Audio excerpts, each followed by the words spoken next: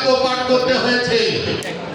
বাংলাদেশে গঠনতান্ত্রিক নিয়মে, সাংবিধানিক নিয়মে যিনি এমপি হন, যিনি মন্ত্রী হন, যিনি চেয়ারম্যান হন, যিনি মেম্বার হন, যিনি মেয়র নির্বাচিত হন, এক কথায় সকল প্রকার জনপ্রতিনিধি সহ বিভিন্ন পর্যায়ের পদস্থ ব্যক্তিদের যে শপথ বাক্য দায়িত্বের শপথ পাঠ করতে হয়, সেটা একটা শিরকি কালাম রয়েছে।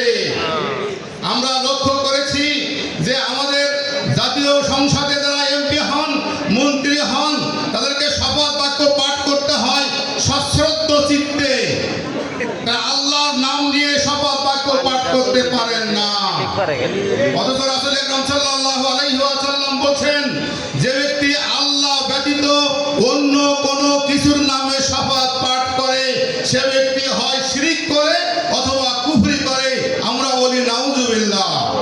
আর আজকের আমরা ইসলামী দলের নেতা কর্মী হওয়া সত্ত্বেও আমাদেরকে এই অবলীলাক্রমে রাজনৈতিক এবং রাষ্ট্রীয় জাতাকলে পিষ্ট হয়ে এই শিরকি কার্যকলাপের সঙ্গে সম্পৃক্ত হতে হচ্ছে।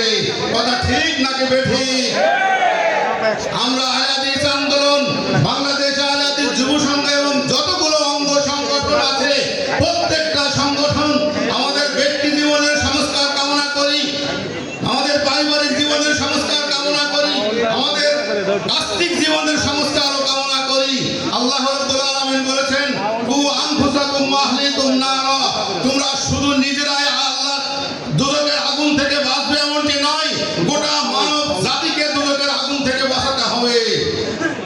আজকের আমি বিশেষ করে মাননীয় প্রধানমন্ত্রীকে উদ্দেশ্য করে বলতে চাই, এই কর্মী সম্মানের তারই আহ্বান জানাতে চাই যে আমাদের যে সমস্ত পার্শ্ববর্তী রাষ্ট্র ভারত আছে, সেখানে যারা এমপি নির্বাচিত হয়, ওখানে যারা মুসলিম এমপিরা থাকেন, তারাও কিন্তু ওই হিন্দু রাষ্ট্রে বসেও তারা আল্লাহর নামে শপথ বাক্য পাঠ করতে পারেন, সেই অধিকার তাদের আছে। কিন্তু আমরা 91% মুসলিম রাষ্ট্রে বাস করেও আমরা এমপি ইলেকশন করে, আমরা এমপি নির্বাচিত হয়ে, মন্ত্রী নির্বাচিত হয়ে, অন্যান্য পদস্থ পর্যায়ে নির্বাচিত হয়ে আমরা কেন আল্লাহর নামে শপথ করতে পারি না? আমি মাননীয় প্রধানমন্ত্রীর কাছে উদাত্ত আহ্বান রাখতে চাই, আপনার আব্বা যখন প্রেসিডেন্ট ছিলেন, তখন এই বাংলাদেশের সংবিধান থেকে ধর্মনিরপেক্ষতাবাদ আউট করে দিয়ে আল্লাহর উপরে পূর্ণ আস্থা ও বিশ্বাস, এই মূলনীতি বাস্তবায়ন করেছিলেন। আপনি এখন মেজরিটি নিয়ে জাতীয় সংসদের মন্ত্রী বা প্রধানমন্ত্রী নির্বাচিত হয়েছেন, সংসদ প্রধান নির্বাচিত হয়েছেন। আপনি এমন একটি কাজ করে যান, বেশি কিছু করার দরকার নাই। আমরা প্রস্তাব দিচ্ছি, বাংলাদেশে যত প্রকার শপথ বাক্য আছে, প্রতিটা শপথ বাক্যের শুরু হবে, আমি আল্লাহর নামে শপথ করিতেছি যে। আপনারা কি এই প্রস্তাবের পক্ষে আছেন? আলহামদুলিল্লাহ, এই প্রস্তাব আমরা আজকের এই কর্মী সম্মেলনের মাধ্যমে রাখছি, যেন এই প্রস্তাব জাতীয় সংসদে পাস করে সর্বস্তরে আমাদের এমপিদেরকে, আমাদের মন্ত্রীদেরকে, আমাদের চেয়ারম্যানদেরকে, আমাদের মেয়রদেরকে, আমাদের মেম্বারদেরকে শিরক মুক্ত জীবনযাপনের সুযোগ মাননীয় এমপি করে দিবেন।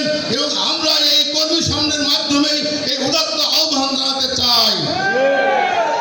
সময়ের দিকে লক্ষ্য করে আমি বেশি কিছু বলতে পারবো না। আমি আমার কাছে স্লিপও চলে এসেছে। আমি যেহেতু আপনাদের সঙ্গে ছিলাম, আপনাদের সঙ্গে আছি, যারা আমাকে চেনেন তারা তো চেনেনি। আমি বাংলাদেশ আহলে হাদিস যুব সংঘের সাবেক কেন্দ্রীয় সভাপতি ছিলাম। আমি জামাতের সঙ্গে কারাগারে দীর্ঘদিন আবদ্ধ ছিলাম। দীর্ঘদিন ধরে আমি বাংলাদেশ আহলে হাদিস যুব সংঘ করেছিলাম।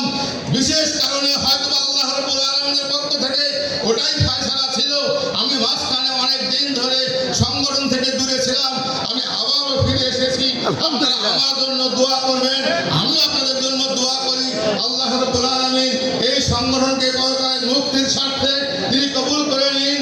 এই সংগঠনের নেতা কর্মী সকলকে আল্লাহ রাব্বুল আলামিন কবুল করে নিন। এই বলে আমি সকলকে আন্তরিক ধন্যবাদ ও শুভেচ্ছা